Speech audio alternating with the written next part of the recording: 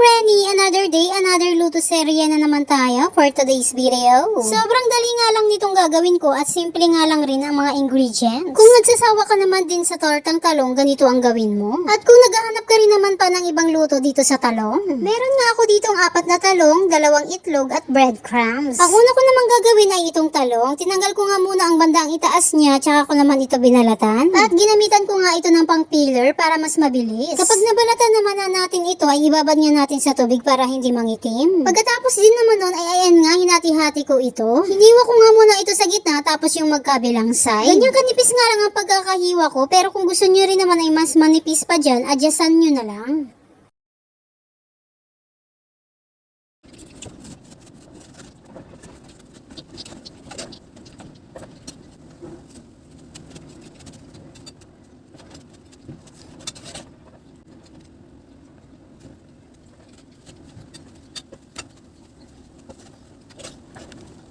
After naman nun, kumuha na nga rin ako ng lagayan tapos binasag ko na nga rin itong 2 itlog. Naglagay na nga rin ako ng konting asin at pamintang durog. Maglalagay nga rin ako dito ng kalahating chicken cubes. Kung ano ang gusto mong ilagay na pang palasa, bahala ka na kung saan ka masaya. Char.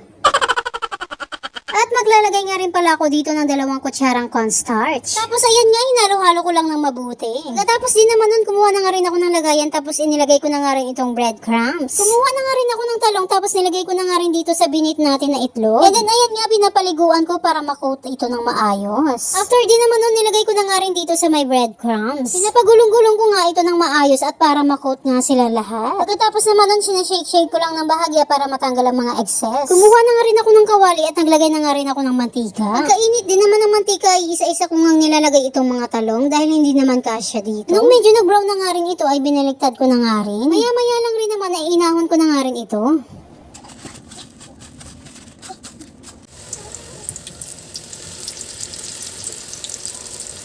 Ano mo isip? Ito daw pinag-isip niya itong madumi.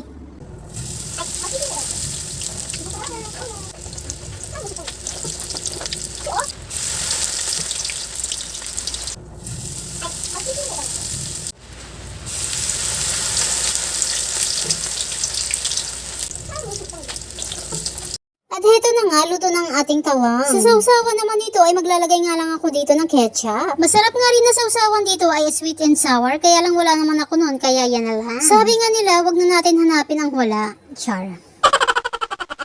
Kanina pa nga nag-aantay ang taga-tikim ko, kaya naman ayan nga, nilamesa ko na nga rin.